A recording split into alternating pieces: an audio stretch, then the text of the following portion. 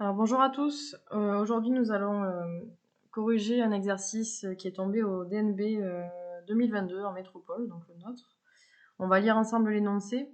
Une collectionneuse compte ses cartes Pokémon afin de les revendre. Elle possède 252 cartes de type feu et 156 cartes de type terre.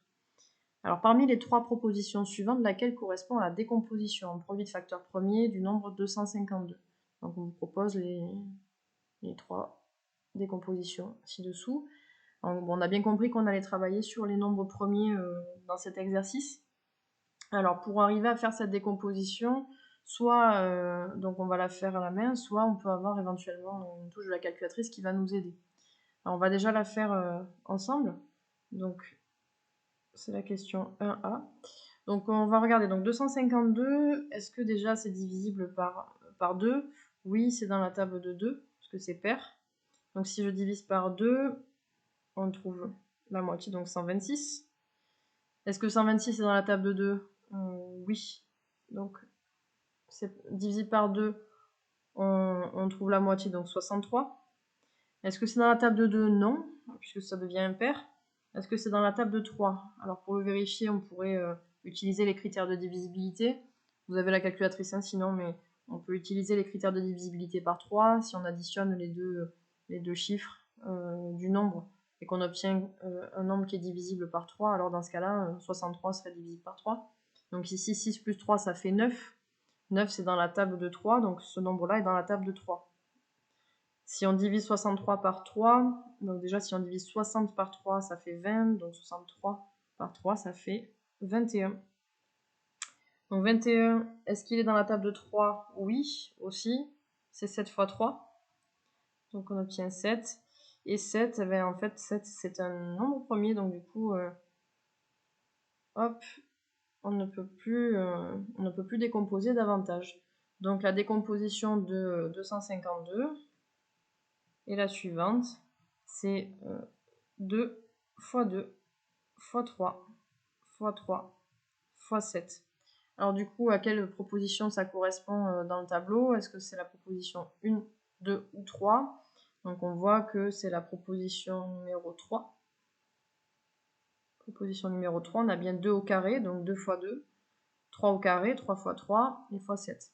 Alors la proposition numéro 1 en soi elle est juste, elle donne bien 252, mais nous on nous demande la décomposition en produit de facteur premier. Donc là on a un souci puisque 9 n'est pas un nombre premier, puisque 9 n'a pas seulement pour diviseur 1 et lui-même, il a aussi 3 comme diviseur, car 9 est égal à 3 fois 3. Voilà, et celle-ci, on pouvait faire encore 7 fois 3 qui fait 21, donc du coup pareil, on n'est pas allé au bout en fait de la décomposition, donc c'est celle-ci qui marche bien. Donc ce qu'on vous conseille quand on a 3 propositions, c'est de le tester d'abord de votre côté sans forcément regarder les propositions au début. Voilà. Ensuite, on vous demande de donner la décomposition en produit de facteur premier du nombre 156. Donc là on ne propose rien. On peut également utiliser la même technique, hein. Donc on va prendre 156, on va regarder est-ce qu'il est dans la table de 2. Oui, il est pair. Donc 156, la moitié de 156, c'est 78. 78 est encore dans la table de 2. Donc c'est le double de 39. 39 n'est plus dans la table de 2. On va regarder dans la table de 3. Donc avec la même méthode que tout à l'heure. 3 plus 9, ça fait 12. 12 est dans la table de 3, donc 39 aussi. Et 39, c'est 3 fois 13. Voilà. 13, pour le coup, c'est un nombre premier, il est dans la liste des nombres premiers, donc on ne peut pas aller plus loin. Donc 156, sa décomposition, c'est 2 fois 2 fois 3 fois 13. Ce 2 fois 2 peut également être écrit 2 au carré.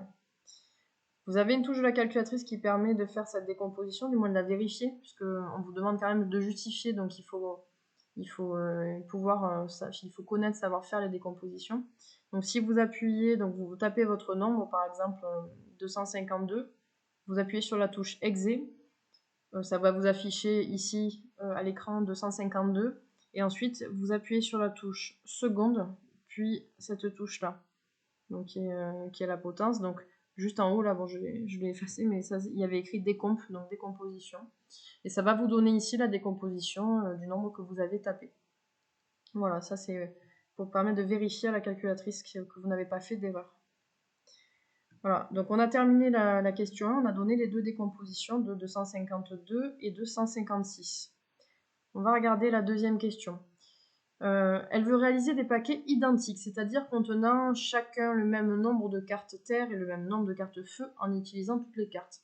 Cet énoncé est censé vous rappeler des choses, donc comme on l'a dit dans d'autres vidéos, il faut que vous vous rappeliez de vos problèmes références là-dessus.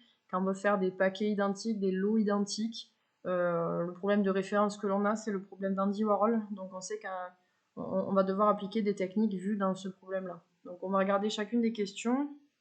Donc la 2A, peut-on faire 36 paquets? Donc on va rappeler les décompositions que l'on avait trouvées avant. Donc 252, on rappelle que c'était 2 au carré fois 3. Enfin, on va peut-être même les décomposer complètement. On va pas mettre les carrés. Donc 2 fois 2 fois 3 fois 3 fois 7 et 156 était égal à la décomposition suivante, 2 fois 2 fois 3 fois 13. Donc peut-elle faire 36 paquets? Donc on va regarder, est-ce que finalement on a 36 dans la décomposition de 252 et 256, puisqu'on doit utiliser toutes les cartes et le même nombre de cartes terre et le même nombre de cartes feu dans chaque paquet. Donc 36 c'est 4 x 9 par exemple.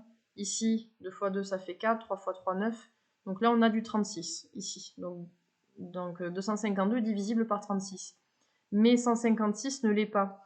D'accord? Si on faisait, on voit bien que là ici on n'a pas le 9 pour faire 9 x 4, 36. Donc 156, si on le divise d'ailleurs par 36, on va trouver un nombre à virgule. Donc là on en trouve 4,3 et quelques. Voilà. Donc là, peut-on faire des paquets de 36? Non. Car 156 n'est pas divisible par 36. D'accord? C'est pas un multiple de 36. N'est pas divisible par 36. Donc c'est un problème. On ne peut pas faire 36 paquets. On vous demande quel est le nombre maximum de paquets qu'elle peut réaliser. Donc là, c'est un type de question que vous avez déjà rencontré. Quand on me demande un nombre maximum de paquets, ça veut dire que vu les contraintes qu'on nous donne dans la consigne, on va essayer de trouver le plus grand diviseur commun. C'est ce qu'on avait également fait dans le problème d'Andy Warhol. Alors comment on fait pour trouver le plus grand diviseur commun? On va regarder ce qui est en commun dans les deux décompositions qu'on avait données. Donc ici, j'ai un 2 en commun. J'ai encore un 2 en commun d'ailleurs, ici, comme facteur. Et j'ai également le 3 qui est en commun. Et j'ai pas plus. Donc ces facteurs-là vont recomposer ensemble, vont former mon plus grand diviseur commun. Donc on cherche pour cela le plus grand diviseur commun. Le plus grand diviseur commun.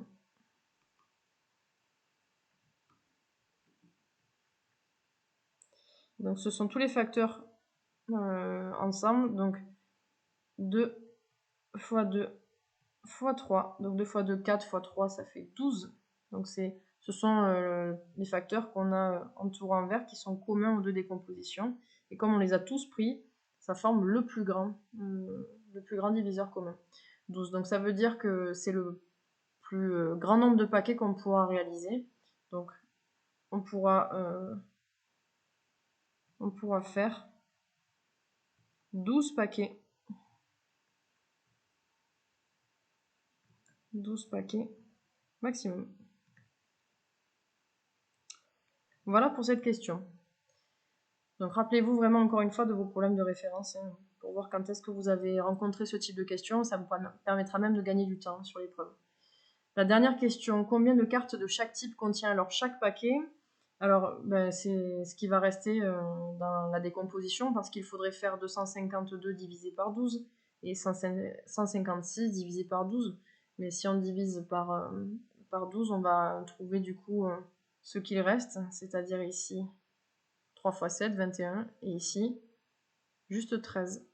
Voilà, donc pour les cartes de type feu. Donc il y en avait 252. Donc 252 divisé par 12, ça fait 21. C'est ce qu'il reste dans la décomposition, ce qu'on n'a pas pris. Et ensuite, pour les cartes de type terre,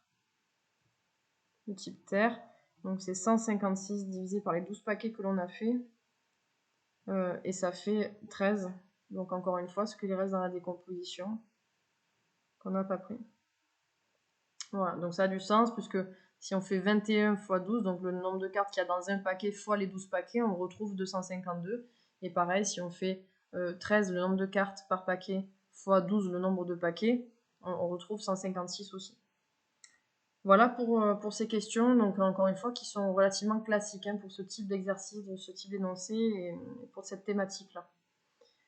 Ensuite, on a toujours le même énoncé, donc cette fois-ci, elle choisit une carte au hasard parmi toutes ces cartes.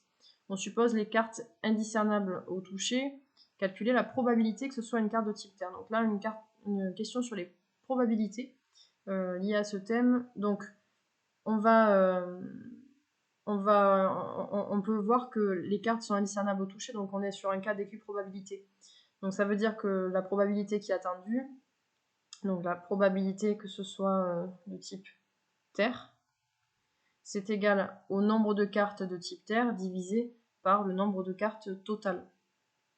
Donc combien il y a de cartes de type terre? Il y en a 156, donc c'était 252 feux et 156 terre.